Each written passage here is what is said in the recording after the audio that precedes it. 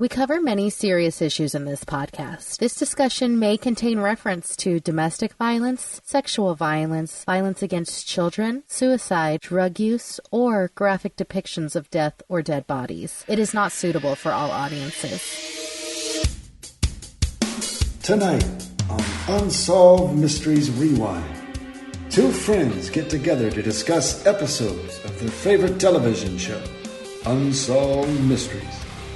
Will they find answers? Will anyone care? You may be able to solve a mystery.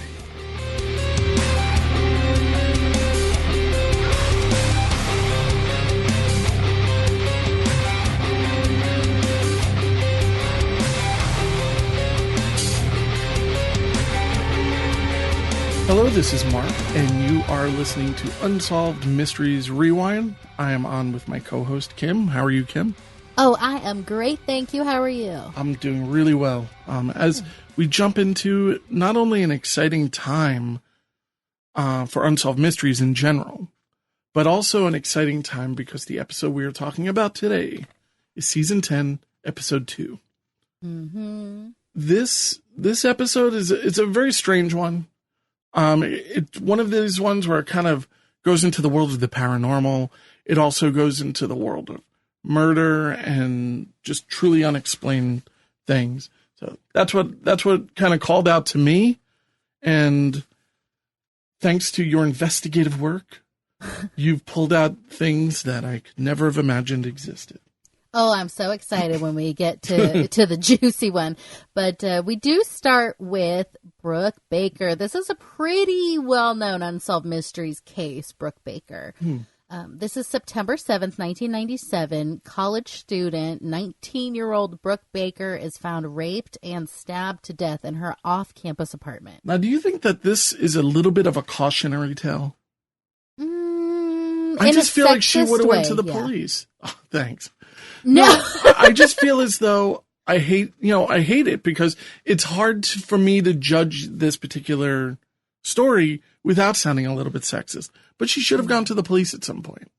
Yeah, but lest we forget, one of the big creepers, could he have done it, is a police guy. Campus police. Yeah, but maybe she didn't feel right. That's true. You're authorities. Right. So we'll jump right in, and I'm sure we'll get into it. But we meet Janet Baker, who's Brooke's mom, and she is like intense, and she should be. I mean, her daughter was raped and murdered, so she's like, "I will not rest until I find who did this." Good, it's like yeah. But it's tragic because she was probably nothing like this before this happened. Oh, I know. It's obviously taken a toll on her. So Brooke is very active in the school paper, which is called the Trailblazer. And Robert Stack says, quote, "She made sure everyone knew it," which I don't know what that means. Yeah, I don't know. I made a note saying, I don't know if it means that she was just a badass reporter, which I can totally respect, or she was just kind of annoying and in everybody's like face. I feel like he probably meant it both ways.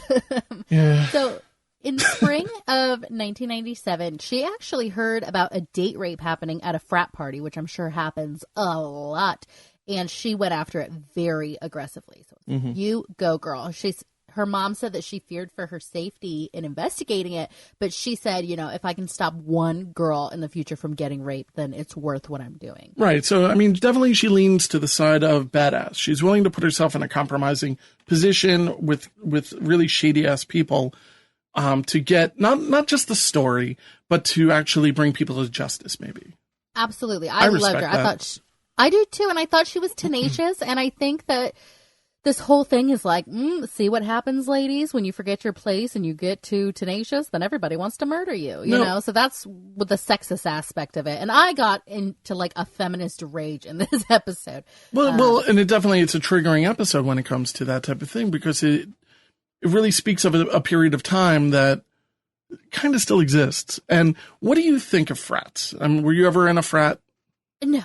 No, I'm no. Well, I'm a woman, but no, but there are female. There are completely. Like there are fraternities that are all female. Well, yeah. in the like schools sororities? I went to, it's the same thing. I mean, it's just another word. A sorority in my eyes is the same thing as a fraternity.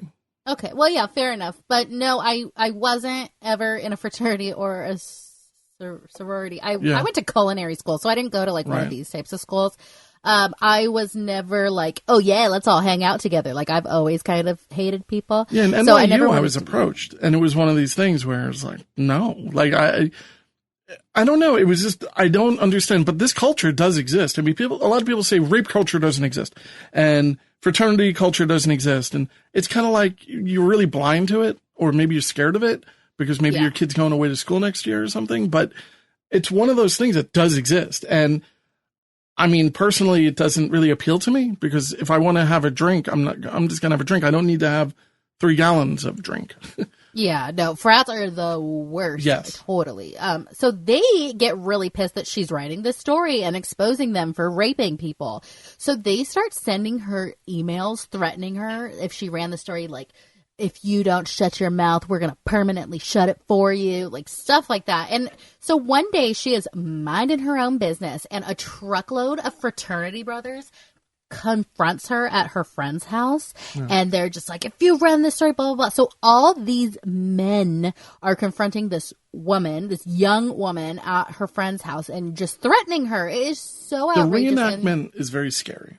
I definitely, I think it's like this, a cult almost. It's horrifying to see a group of people yelling at one person in general, but to have this this girl being yelled at by a group of men, it's horrifying. And I think they really conveyed it very well. And I am going to say that this, without a doubt, happened and happens. Oh yeah, and they actually pull up in the reenactment in the back of like a pickup truck, and it looks like the only thing they're missing is like pitchforks and torches and stuff like that. It's crazy. So actually, I did a little digging. I think that this was at the dormitories. Like I think this was Brooke's place at her dorm, but that's the reason why she had to move. So she had to move out of the dorms to off campus. Yeah, but just because she didn't feel safe. And she is like right in the heart of college and frats and all this kind of stuff when you're in a dormitory. So she moves just very slightly off campus. Yeah. And the freaking landlord is putting the creeps on her now. Ugh, it made me angry. It just like Jody Huisentruit, where it's like there is 15 people that could be the suspect because she is a beautiful woman and everybody wanted to take something from her. Like that's what makes me angry. Yeah, like I just didn't, and she wasn't making friends like that. I mean, not to say she didn't have friends, but what she did was kind of really, I think, on the side of also being very controversial. And people were kind of like threatening her at parties, but she still had the balls to go to them, and or not really the balls, but she just wanted to, live her life and wasn't going to stop her. And yeah, good for her. It was really one of these things where, yeah, I mean, we might have somebody completely off the radar that we don't even know about because who knows? I mean, but this guy is certainly a candidate for not only overstepping and breaking so many laws. There are renters' rights. There are, I've rented properties to people. I've rented properties from people. You cannot do these things. Yeah, so she would like come home from a party and he would be in her house and he would just be like, oh, I was looking for my bug spray. And she's like, get out of here, you weirdo. I had to laugh because it was like, he's such a prowler and a creeper. Imagine walking into your house and your landlord's sitting on your couch or whatever. So nasty. Probably like going through her drawers and stuff. Like I hate him. He would come over all the time and confront her about having other men over. And it's like, it's her house, A, and B, she's an adult and you're not her boyfriend. Like, what do you care if she has men over? I felt so bad for her. But also talk about the pool of suspects. She had recently placed an ad in the campus newspaper looking for a roommate. And they show the ad and it just says like, come on over. If I'm not home, come back again. Like just come straight to my house. 3 knocks. It's the code. And it's very strange. Again, this is the mid to late 90s. There's a lot more trust. The internet was new, but at the same time, people still use classifieds and stuff like that. I remember going over to a guy's house to buy a really high-end piece of audio gear, and the guy's address was right in the ad. And I went there. It wasn't the guy could have killed me for all I know, or I could have killed him. I didn't. Or he could have been robbed, saying I got all this expensive stuff at this address. Hey, hold on, let's write down the time, and then I have to take that out. I'm just kidding. Oh. I didn't rob anyone. Oh. I didn't kill anyone. So, no, but yeah, I mean, especially here in New York, these ads, you would have the Long Island Ear and all that kind of stuff, these newspapers, and it would just be people posting their addresses. And it's a very weird period of time. It wasn't uncommon to do those things, especially on campuses. Mm-hmm. Yeah, exactly. So back to Brooke's dead body, sadly, there is some DNA left behind. She had been raped, so there was semen and there was skin under her fingernails. Yeah. So they tested 52 people against the DNA and there were no matches. And she was only stabbed to death half a block from the campus. So that's kind of where we leave Unsolved Mysteries, but there is an update. Okay. 52 people, though. I mean, I can't say that the police didn't try to find somebody. Right? Oh, yeah. No, they were trying. That's a whole lot of people. And like we said before, the suspect pool is so big. So on July 5th, 1999, police are actually searching the apartment of missing Vincent's college student Erica Elaine Norman.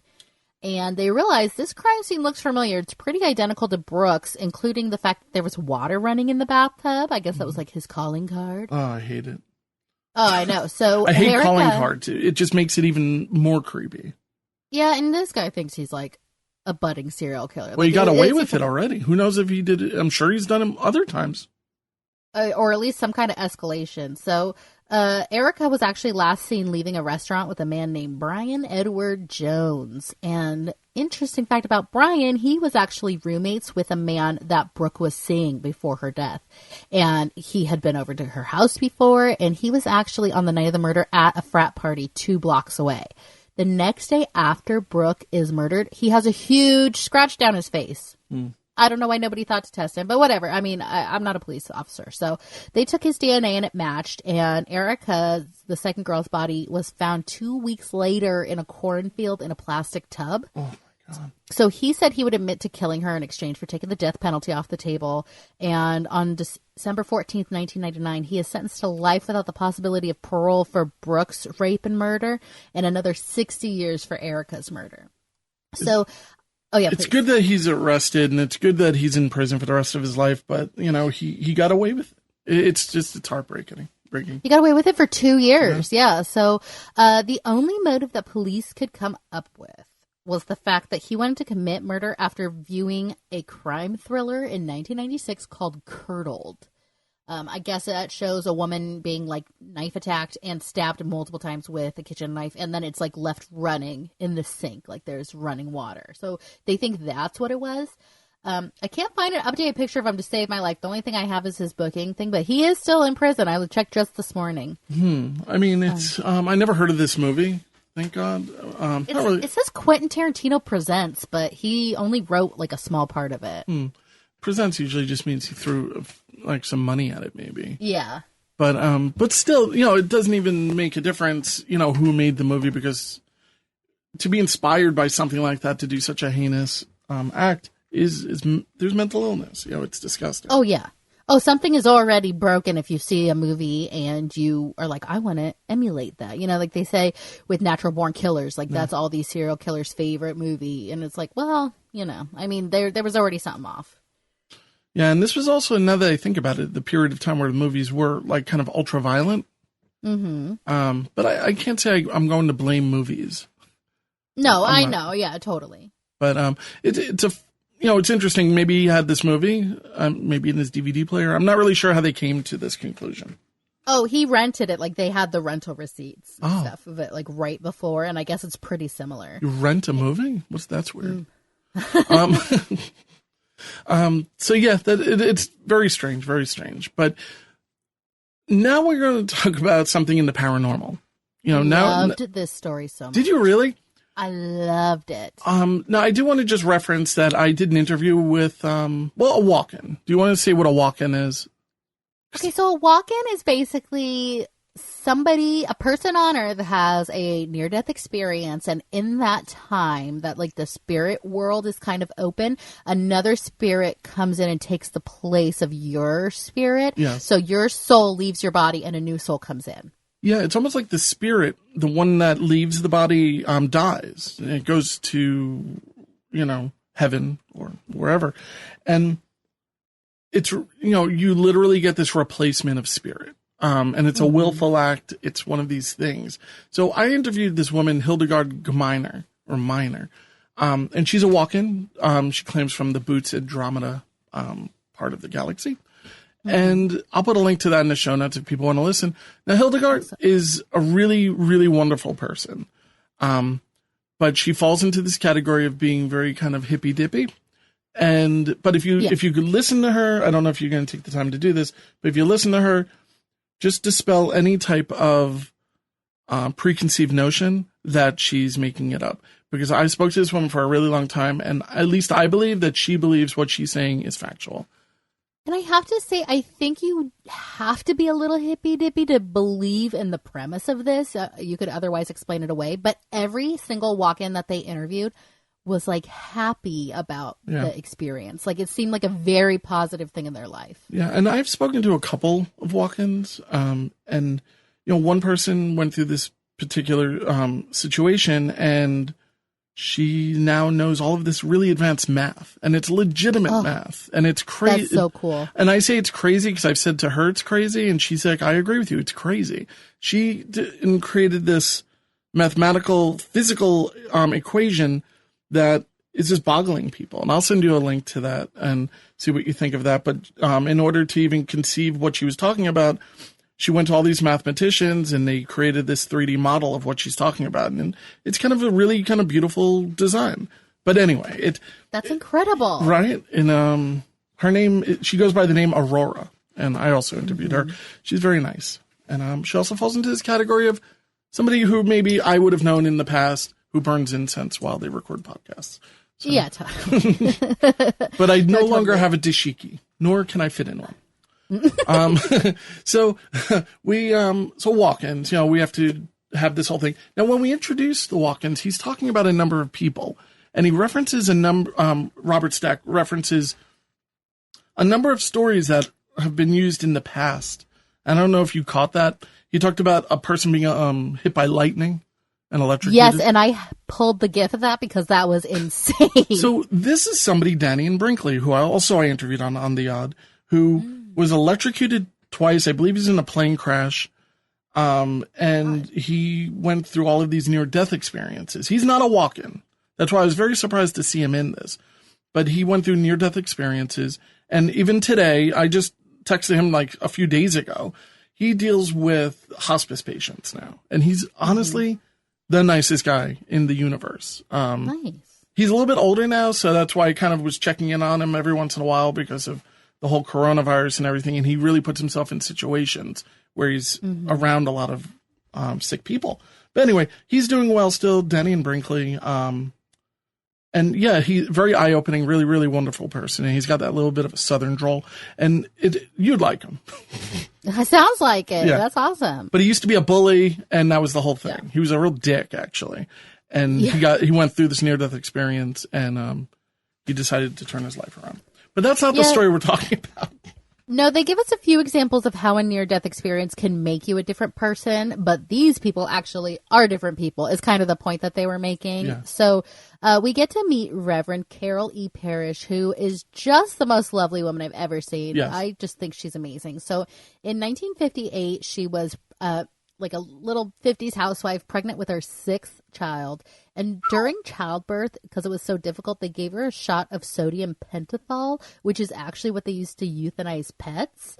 So she ends up going into anaphylactic shock and her lungs collapse. And she says at that moment, her soul completely left her body. She had an out-of-body experience, and she just like watched her baby being born. Yeah. And then she entered through this tunnel of light. So she wasn't expected to live, but she says that a new soul entered her body.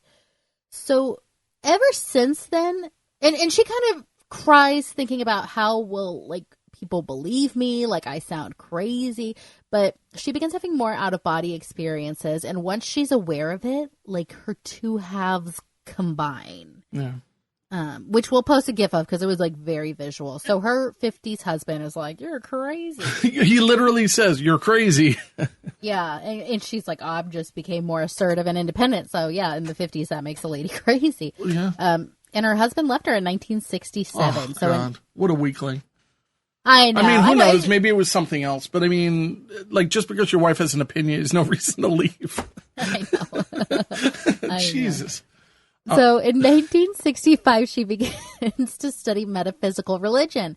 And she's remarried. She is very happy. Like, I think she is just doing fine. Yeah, me too.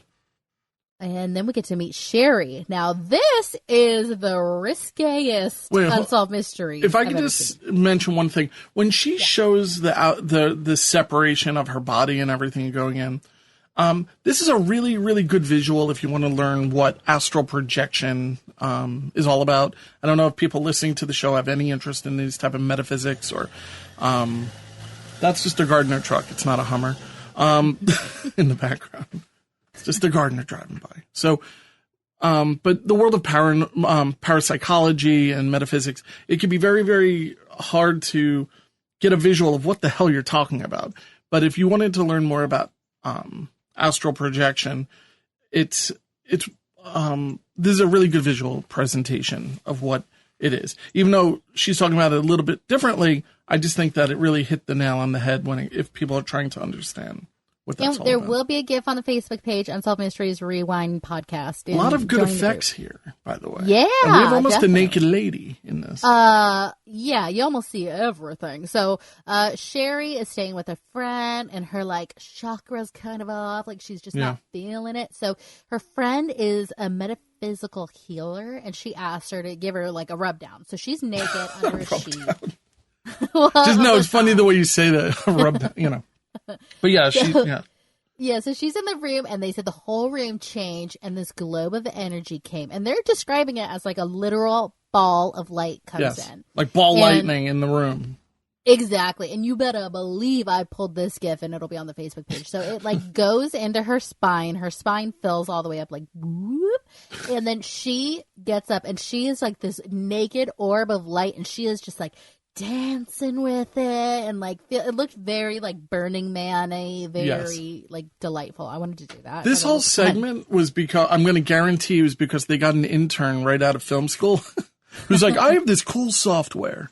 Oh my god, probably, and a woman willing to do like almost total nudity. You could tell she was wearing like a nude leotard, but it was pretty scandalous. Yeah, my wife was like, you could see her breasts. I'm like, well, yeah. You've seen when breasts. She was laying down, you could definitely see some side boob.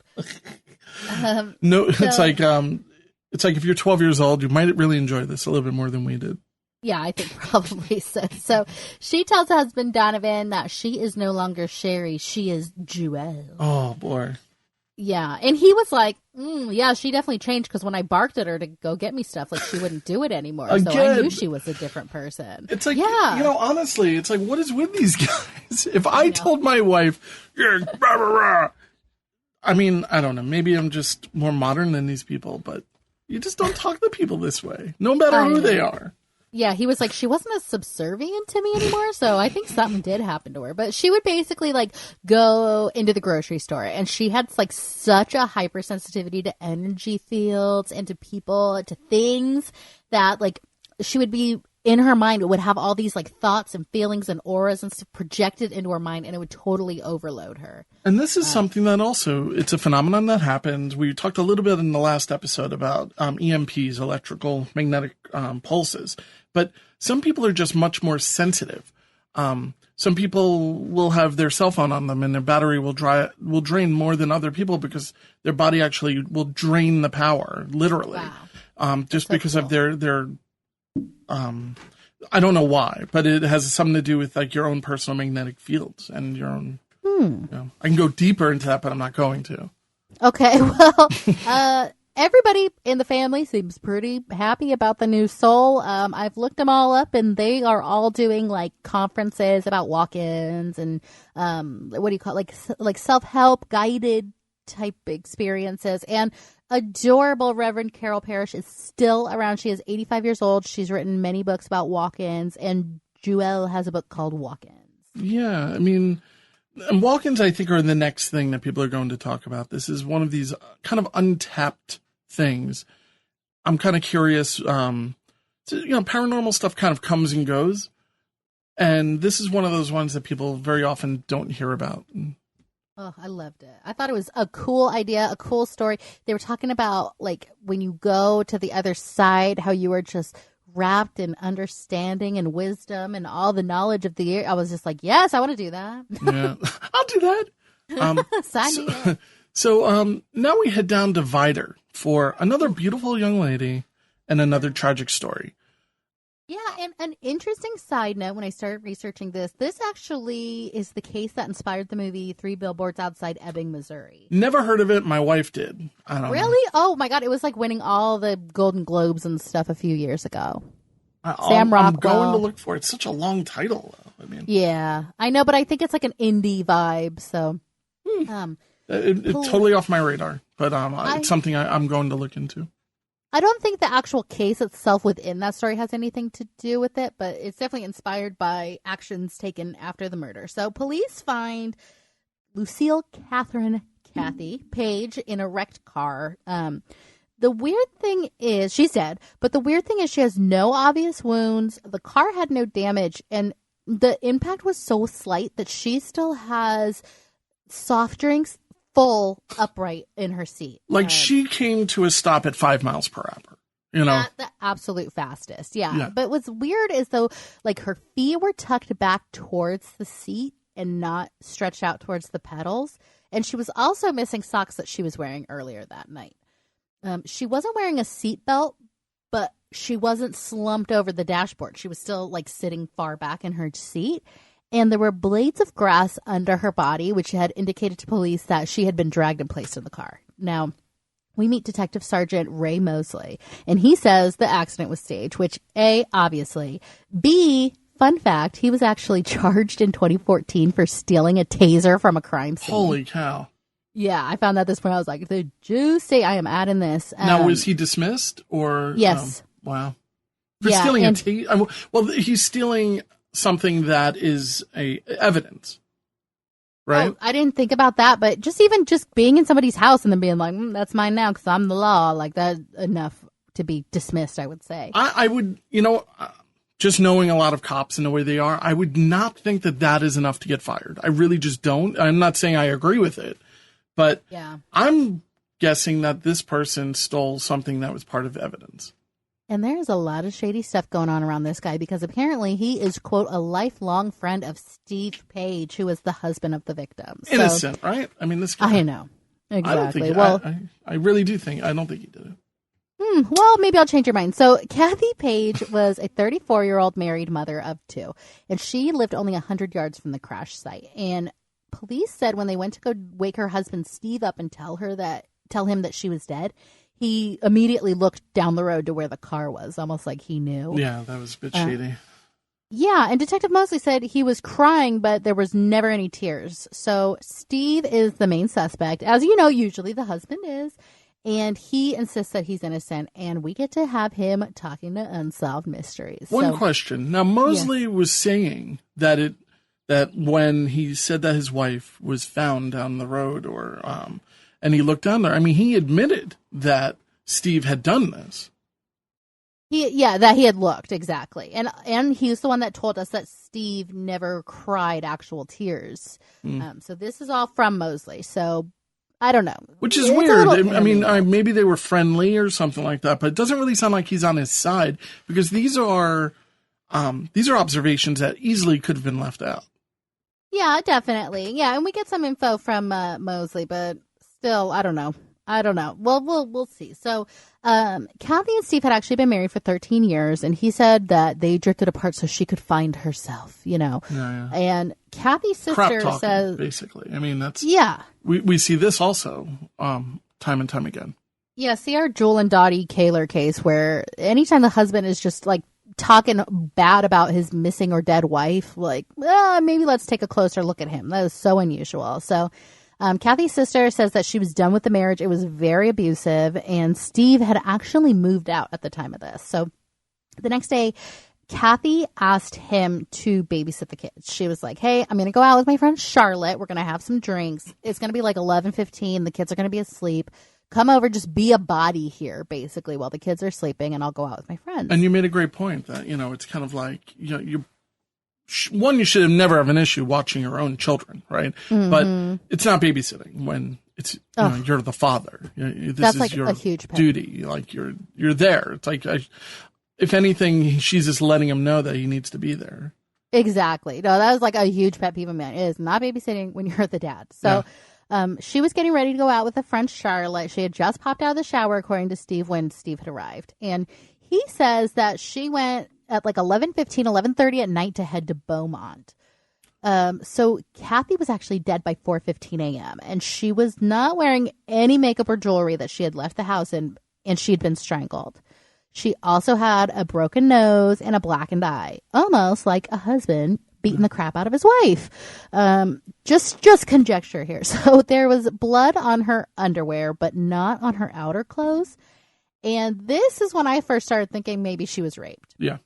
That's what I thought. The first thing I thought. Of course, I didn't think menstrual blood because as a male, we forget about that over and over again. Yeah, but for sure. It could also be that. But I definitely think that there was some form of, maybe it was both, but I definitely think she was raped. And this is 1997. I know that we are not going to be like as politically correct as we are now, but I felt like they were really painting her to kind of be slutty. Yeah, me too. And I thought that was unfair. Yeah. Yeah, which is like, okay, well, she was possibly raped, so maybe let's not just say she was a big old slut. But anyway, so Mosley, the detective guy who got in trouble, said that she was obviously killed somewhere else, cleaned up, and put into her vehicle. Now, Robert Stack comes on and says shortly before she died, Kathy had engaged in sexual activity. When he says that, it makes me uncomfortable. Yeah. It's like listening to my grandpa talk about it.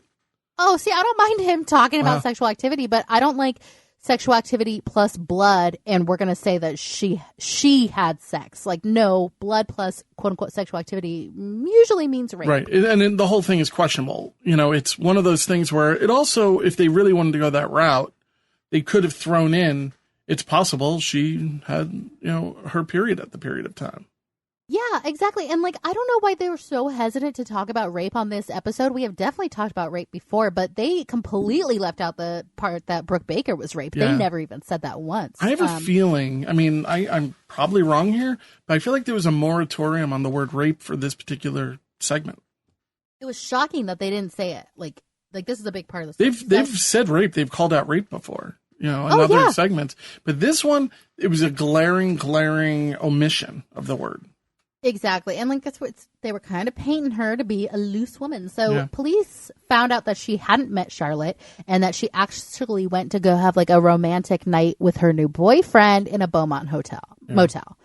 And they interview the boyfriend. We never know his name or anything, but they interview the boyfriend and he says that, they made love that night, but it was all on the up and up. So in the autopsy, they found that the quote unquote sex partner, had a vasectomy, but her boyfriend didn't. But you know who did have a vasectomy recently is Steve, her husband. Lefty Steve. Yeah, and they literally say, so that means Kathy must have had sex that night with someone else. But then we get his story, and it's the creepiest story to date. Oh, he's the worst. Like, I was really waiting for him to get caught or something. But when he talks about how she comes out of the shower and you would think like all of a sudden things were romantic between them, but no, they were separate. I don't know if they were divorced, but they were at least separated. Mm-hmm. Yes. And you were there to watch the kids so she can go out and actually have fun with her friend. And it's not going to end in a romantic situation. It just isn't. And he says that they just like impromptu had sex on the living room floor. Now, if you're a married person with two small kids that could come out at any time having sex, I mean, I would think that you would do it in your bedroom. I mean, it's over once you have kids. No, but I mean, you're not having sex in the middle of a common area, I would imagine, once you have kids. But I think, was it thrown out there to just kind of also say that she's the spontaneous wild woman? Yeah. Who knows what she does? Insatiable. Like, she is just ready to have sex at the drop of a dime, even with this guy that she hates. Like, oh my God. Right. So watch out for the fish grease. Oh my God. We'll get into some fish grease. But Sherry, the sister, says that Steve saw 2 phone numbers written down while he's at her house with nothing to do but snoop through all her stuff because he's a jealous ex-husband. Steve's a pretty big guy, too. Would you say? Yeah. He's just sitting there. He looks like a pretty built guy. Stocky. But he looks like he's strong. That's what he looks like to me. Like he kind of has like a biker body. Yeah, no doubt. So he sees these 2 phone numbers and he calls them because he's a jealous lunatic. And one was Charlotte's, but the other one was for the motel. And Sherry had actually told Charlotte before, like, if Steve calls, tell him I'm with you. I'm heading up, because she knew that he was going to check up on her. Like when you're a kid sneaking out of the house and you say, here's my friend's number, you can check. Yeah. So basically Kathy's family and I, and probably you, Mark, think that she came home, took a shower, which is why she wasn't wearing like makeup or jewelry, and he got enraged about the thought of her being with another man. And because it's a power thing, because she is leaving him, lest we forget the most dangerous time in an abusive relationship is when the woman is leaving, he raped her and was like, beat her up, strangled her, and redressed her. And I can see this so perfectly in my mind's eye that I just know that this happened. I could see him raping her, being like, oh, you'll have sex with him, but you won't have sex with me. Like, and it's violent and it's angry. He's punching her. Like, I can picture this scenario so well in my head. Yeah, and I think you're spot on. I mean, of course, we have no evidence to prove this, but scenario-wise, this is the scenario that makes sense, I think, to both of us. Yeah, absolutely. But who does Steve say is responsible for all this? The Beaumont Mafia. Yeah, he says there's a bunch of Italians around here, and I think they wanted to kill me and her. And it's always the Italians. I know. He called it literally the Beaumont Mafia, and I've been to Beaumont, Texas. I don't think there's a Beaumont Mafia. So there's a pizzeria. That's about it. Yeah. Well, here's the circumstantial evidence that I've gathered against Steve. Okay? Well, I just want to ask one thing, though. Now, we know that he had a little bit of an in with the police, right? Again, that's not a Hummer. That is a Gardner. My window's open because I'm in the attic and it's hot as hell up here. And as a New Yorker, it's 75 degrees and it's very warm. I'm just getting used to the temperature change. All right, that aside, is it possible, like, he was part of this Beaumont Mafia of, like, maybe 6 people who would, like, it seems like he had some level of an in with some organized something. I mean, it just seems if there is a Beaumont Mafia, he's a part of that. If there is a Beaumont Mafia, yeah, I'm maybe that's what he calls himself and like a bunch of his guy friends. Like, yeah, we're Beaumont Mafia. But the thing is that, Occam's razor, the most simple scenario is usually what happened. Like, I don't think there is a Beaumont Mafia. I think he's totally trying to throw it off. He's throwing like a whole ethnicity down with it. Yeah. Now, you dug up some evidence and you put it together in a way that makes it a little bit more clear. Yeah, so I read through all the civil court trials. Like, I read verbatim every single thing that happened in the civil court trial. So here's what we have against Steve. This is all circumstantial, and this is all on the record. This isn't us projecting. So, A, he was abusive to her. He would grab her and push her, according to her sister, Sherry. When the officers came to his house to tell him that his wife was dead, he never turned the lights on. And they had asked him several times to turn the lights on. What was his reason for not doing that? I don't know. I think he's just like, what? I can't hear you over my fake crying. Like, why couldn't they turn on the lights? I don't know. I don't know. I'm asking you questions that there's no way you could answer. It's just, it doesn't make sense to me. I guess. Is that messing with the crime scene? Yeah. And it's, I don't know if it's a crime because they don't consider it to be the crime scene, but it is his house. They don't have a search warrant. I don't think they're allowed to do anything. If you don't want the lights on and it's your own house, I don't think they can force you to turn the lights on. When they did shine a flashlight in his face because it was dark in there, they noticed that he had no tears coming down. The morning after all of this happened, according to her mother, he was seen, quote, vigorously washing clothing. And a store employee had also testified that Steve and one of his daughters had rented a carpet cleaner the next morning. He claims that he missed garbage day, right? So he's walking out and whoa, and he tumbles with this huge mayonnaise jar without a lid on it of, quote, fish grease. What the hell's fish grease? I shudder to think. It sounds disgusting. And so he says he spilled it all over, and that's why he had to get the carpet cleaner. So there you go. Right? It totally checks out. So he cleans it up, cleaning vigorously. Him, his sister-in-law, and his mother were all seen cleaning this carpet. And then the next day, they had like a burn barrel in the backyard where they burned all the towels from the quote-unquote fish grease. If I spilled fish grease in my house, I'm assuming I know what fish grease would smell like. I would just throw out the whole rug. There's no coming back from that. But of course, this is to cover some form of DNA evidence. Exactly. Or if it's blood. I mean, you'd think right. Cut it all out. So more incriminating, he was seen walking away from the ditch the morning that Kathy was discovered. Unbelievable. This jerk, desecrates her grave repeatedly. In fact, he is even convicted of it in 1995. Now, how is he desecrating it? Is he like vandalizing it, knocking it over? Kicking like flowers and stuff there. Like he would kick. Her grave is such that it has like a vase built into it. And I guess he would like break that, kick it, freak out. And so her parents, who are like very into this, getting justice for her, they had actually set up a camera because they noticed that somebody was doing it, and they had him on camera. So that's why he was convicted of it in 1995. Now, here's the thing that I think is always strange about this, and this is to get a little bit spiritual as well. Now, a lot of people who do these type of heinous crimes, they might not even believe that there is a God or an afterlife, and I'm not trying to change anybody's mind on that, but you would think, well, you killed this person.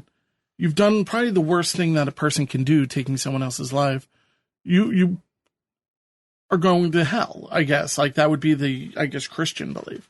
So where's his mind at that he's going to make it even worse by going and, what's he trying to accomplish by going and messing with the grave? Well, there is a huge pissing match, for lack of a better term, between her father and him. Yeah. Like her father knows in his mind that Steve did this. And so the part where we come to 3 billboards outside of Ebbing, Missouri, is that her dad put 3 billboards that said, like, welcome to Orange County, Texas, where you can kill your wife and get away with it. And then had a picture of Steve with a sign on it that said murderer. And it says, like, Steve Page raped and murdered my daughter. I believe that the Viter police took a bribe from him, like all these different things. So he like bought space right along the interstate and put those signs up. And so Steve says every day when he's like driving his daughters to school, they see those signs, and it was really traumatizing. So they move, but it seems like there's a big competition between the two. But more along the circumstantial side, just to finish this out, Steve is actually left-handed, and we find out that she was strangled by someone who was left-handed. He didn't want Kathy to be autopsied. He told every one of her family members that he was afraid to have police in the house because they would find Kathy's blood from where she had cut herself shaving. So convenient. It's always very convenient when this blood keeps showing up. I know, isn't it? Oh, my gosh. So Kathy's mom said that the morning that Kathy was found, Steve had the scratches on his face. And then Steve, we were talking about, like, talking smack about your dead wife. He tells everybody that she was using cocaine and drinking and driving and also using Valium, and that's why she crashed. And she did test positive for Valium, but she had a prescription for it, and she tested negative for cocaine or for alcohol. So Steve also, as late as like 2013, says that he is too busy to remember his murdered wife, Kathy. And there's a Daily Mail article where he just continually brags about having like such a younger, hotter girlfriend. Oh my God. It's like, who's he bragging to, I know. It's crazy. So we do have an update. It's never solved, but he's still considered a person of interest. Now, Kathy's family won a wrongful death civil suit against him, and a jury found that Stephen Page did kill Kathy Page and awarded damages of $200,000 to Kathy's parents and their minor child, Monica. But he never went to prison. No, but it's a civil trial. It's not a criminal trial. Now, the difference between a civil trial and a criminal trial is that you have to have beyond a reasonable doubt. We've all heard that with the criminal trial. With a civil trial, you only have to be 51% or more sure that he did it. It's just, it's so strange to me that, they're awarding this, this money based upon the fact that he's guilty of murder, which is a criminal offense, of course. Oh, it's just, that he's not going to be convicted as a murderer. It's the same exact thing that happened with OJ. Like, OJ was set free, or was found not guilty, and then Ron Goldman's dad actually sued him civilly, and he was found responsible in a wrongful death trial. 4 words. 5. The glove did not fit. The end. You must acquit. So, from the civil suit, we learned that Detective Mosley had actually known Steve Page for his whole life. And I'll post a link to the civil suit in its entirety because it's really juicy. But their youngest daughter, Monica, had to testify against her father that she think that he killed the mom at the trial. And how old was she at the time?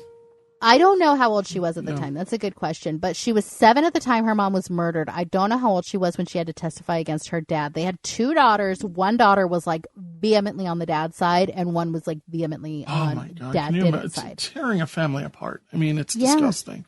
And sadly, at the age of 27 in 2011, poor little Monica died of a prescription drug overdose. They classify it as a suicide. So I'm sure that thinking, whether it's true or not, I personally believe it's true, thinking that her dad murdered her mom and then having to testify against it and see these billboards every day. Like, I'm sure it all did a huge number on her mental well-being. Yeah, absolutely. I couldn't, I just really pity that entire situation, the family, and all because of a jealous husband, mostly. Yeah, it's a tale as old as time. Do you think that the scenario was, because the guy just seems to me to have some level of substance abuse to be making these kind of rash things happen, right? Or maybe he's just a rager. I don't know.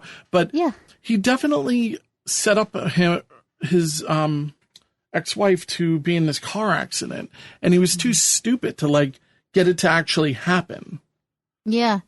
I don't know. I wouldn't say substance abuse. That just my red flags didn't go off for that. I just think he's a cocky jerk that thinks he can get away with that. This is what I say, so this is the truth. Yeah. I just think that part of this, seems like he can pull it together and get through a few sentences. And then there's this other side of him. And I'm just wondering what causes this separation to happen. And that's why I usually will go to some level of substance abuse. That makes sense. I could be totally wrong. Maybe the guy could just click it on, click it off. I mean, clearly he has a lot of mental issues, even if he's completely innocent. The way he's dealing with the death of the mother of his children, and this whole thing causing his daughter to take her own life, it's clearly affecting. It doesn't affect him in the way that it would affect you or me. Mm-hmm. Yeah, absolutely. Yeah, absolutely. Like we're definitely much more sympathetic than it seems he is. Yeah. Oh no, he's the worst. Yeah, he's the worst. But it's weird that they kind of bury that story in the middle, because I think that's like the crux of this whole episode. But we do end up with 2 quick little stories.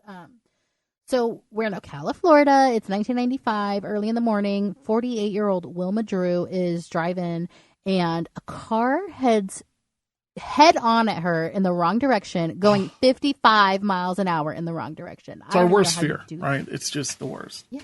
I don't even have that fear. It's so out of the realm of what should be happening. Like, that is so crazy. Although driving back from Buffalo or something like that, Niagara Falls last year, we drove at least 55 miles. I said 55 just because it's in front of me, but about 40 to 60 miles on a 2-lane road that you had to be traveling at least 80 to 90 miles.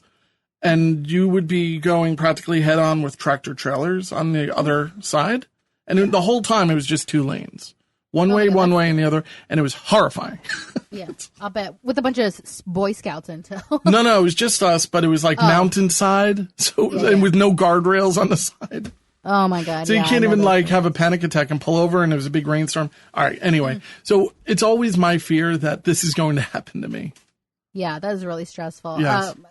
David Vitito is actually right behind Wilma at the time of the incident. And so they hit head on, and we'll show you a picture of the car. This is it's so much worse than I could have imagined. Yeah, absolutely. It's literally like you smashed a can. This is why you wear seatbelts. Yeah. So David runs for help. He sees that the passenger and the driver in the wrong way car were moving, but Wilma isn't. Now, we never get into why they were on the wrong side of the road or anything like that, but we do see poor Wilma is pinned with the steering column against her chest, and her head is completely slumped over. So her driver's window's down, but the other windows are all jammed. So Matthew White, this other guy, hops in to help. And her neck is broken so much so, like, a complete vertebrae is gone now. They call it the hangman's break because it's cringy. It's like, oh my God. It's so ominous, but it had completely broken. It's the same thing that happens when you drop in the gallows and your neck breaks. Her neck was broken, and because it was slumped over in such an unnatural position, it had completely cut off her airway, and she was just like slowly suffocating to death. So this mysterious tanker truck stops, and he happens to have a pickaxe on him. So I have a feeling he's seen some things, but they busted the window. He climbs in behind Wilma and does what you're probably not supposed to do, and like just starts jostling her head. He like picks it up. And he picks it up very smoothly. He's not jostling it, but I know you're not supposed to mess with head injuries. So yeah, I'm going to guess that he. I would imagine the body would be convulsing a little bit as you're suffocating.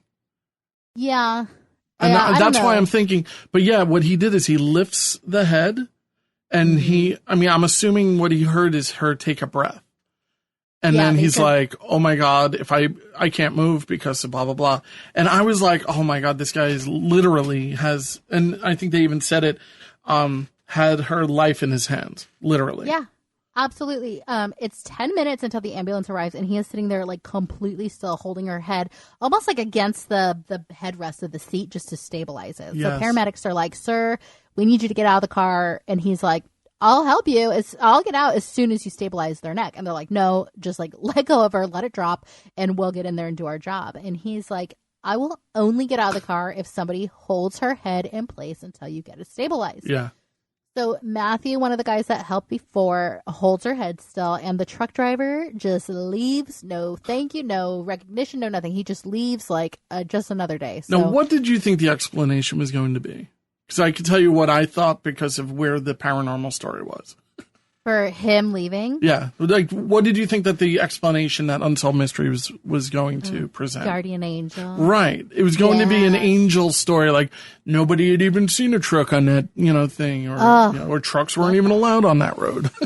I love that. Yeah. But it wasn't. But in reality, it was a really wonderful, wonderful truck driver who happened, thank God, to have the knowledge. He was a former EMT. Yeah, we find out later he was. It's amazing. I mean, it's really amazing, perfectly timed, and sometimes things just kind of work out. They show a picture of her in the hospital, which is crazy. She had 11 surgeries, and after 1 year, she is like just beginning to like relearn how to walk and stuff. She has permanent double vision from the head trauma that she suffered. I'll take it. I guess. I will too. But it seems really annoying. So close one eye. That's all, I guess. I don't know. Bill Drew, her husband. I'm making fun, but I would. That's all. I'm just saying it. Yeah. No, totally. So her husband stumbles upon the accident, saw it, thought she was dead, and they're just like talking to Unsolved Mysteries, and they're like, oh my gosh, I'm so lucky to be alive. I'm so glad to have my wife. So she says she's not even angry. She just considers herself to be really lucky, and that she just wants to thank this guy. They both want to thank the guy. Yeah. So after seeing the show, the truck driver called into the telecenter, and he called Wilma, but he doesn't come forward and get recorded because he's just a good person. Like, he doesn't want recognition for this. He just wanted to talk to her. What a jerk. No, I love him. No, I love him. He should get an award for this. I mean, or at least just be known as somebody who was literally somebody's lifesaver.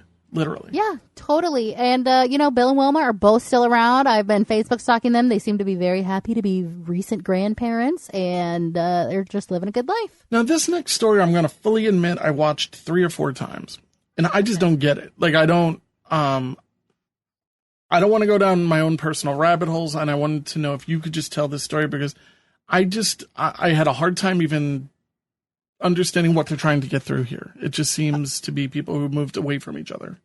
Okay, happy to help. All right. So Stella Hutt is getting married, and she just wishes her mom was there.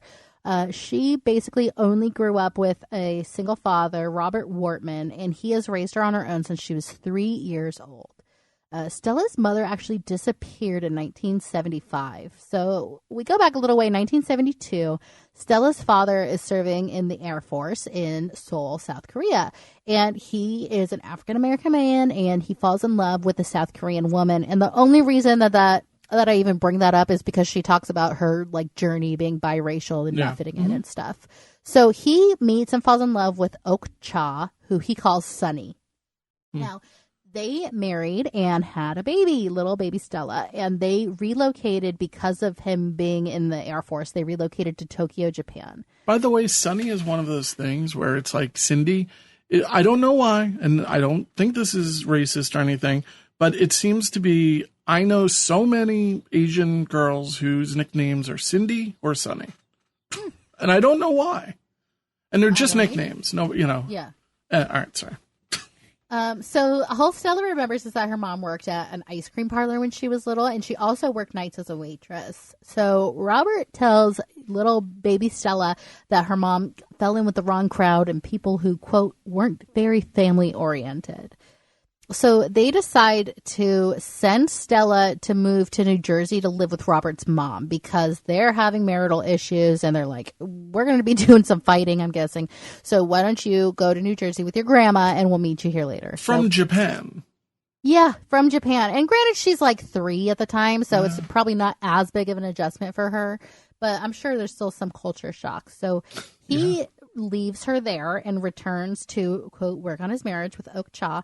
And they, as a family, were granted a transfer to New Jersey. So Sunny says, before I go to New Jersey, you go on ahead. I need to go see my family in South Korea one last time before we move. So that's it. That's the last time they see her. They never, ever see her again. Robert eventually remarried and had another daughter, but Stella... The stepmom's a different race than Stella is, so she said, like, I always knew I was kind of on the outs, and I was just different. My stepmom was great, but I knew I wasn't her kid. So in 1985, when Stella's like 12 or 13 years old, she receives a surprise package that she thinks is from Sunny. I don't know why, but it's postmarked from California, and there's a stuffed animal in there and 4 dresses.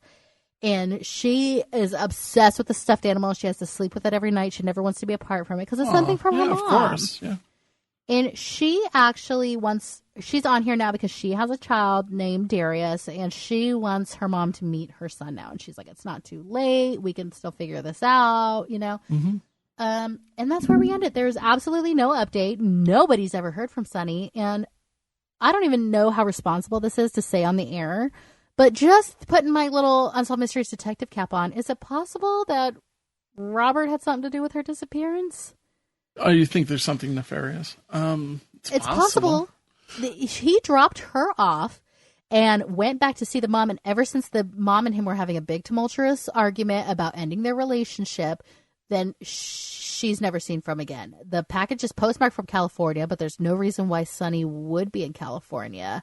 And... you know how they say about bad-mouthing your missing wife. He said like she was falling in with the bad crowd. She wasn't family-oriented, all this stuff. So this is just ticking all these red flags for me. And again, I hate to even say something like that because worst-case scenario or best-case scenario, this guy is a grieving husband who heroically stepped up to be the only person in his daughter's life. But I think we got to consider that as a possibility. Yeah, I think that it's a nice story. I think it's a non-story, unless there's more to it. Now, the only thing that really bothered me about this segment was when Stella's referring to herself as half Oriental. I know. I've never, ever heard somebody who's Asian refer to themselves as Oriental. And if you don't know this, you know this, but if people are listening, they don't know this. This is a very not PC term. Oriental things are like rugs and lamps. They're objects. They're physical things. They're not people. So it's the proper term is Asian. Do you think that could possibly be some like inward self-hatred because she hates the Asian side of her family? No, I think the way she was raised is that those Orientals, maybe, which kind of goes in line with what you're talking about. I hope I'm wrong because I know quite a few Asian people who genuinely hate that. And, you know, it happens more and more. It happened more and more in the 70s and stuff like that. Exactly. Not so much now. So even this episode, which aired in the late 90s, it was kind of jarring to hear it. Yeah. Oh, totally. And I found her on Facebook, and she is like one of the most beautiful women I've ever seen in my life. I showed her to my wife, and she's like, "Oh my God, I think she's on America's Next Top Model." I'm like, she's I don't beautiful. know. I mean, maybe. But she is on her Facebook, like really, really embracing her South Korean side of her ethnicity. Yeah. Her son is happy and healthy. She is happy and healthy. She's remarried. She's got 2 beautiful daughters now with a new husband. And like, she seems like she has a great life, but I see absolutely no sign that she has ever reconnected with her mom. Now, whenever you dig up these Facebook things, I click every single one in the hope that I have a common friend. Oh, but it's yet to happen. One day we can hope. Yeah, we are at the very beginning of our Unsolved Mysteries journey. So one day. That would be really kind of crazy just to, kind of go down that rabbit hole and see who knows who. Mm-hmm. But Kim, as always, thank you very much for doing this. We're actually recording another little segment right now with a fellow internet sleuther. Mm-hmm. So that's something I guess will get released before this episode, probably. Yeah. So I shouldn't have even brought it up. But thank you very much for doing all of the work that you do. Best time of the week for me is doing this show. Same. I'm just happy we're doing it together. Thank you. And if you're listening to the show and you enjoy it, please leave us a review. Come and check us out on Facebook. Look for us, Unsolved Mysteries Rewind. Post pictures, questions, memes, whatever you got. We appreciate it. Totally. Tonight we have been confronted with an entire catalog of unexplained and unsolved events. Tune in next time as Unsolved Mysteries Rewind discusses another collection of unsolved mysteries. Until then, we can only look and wonder.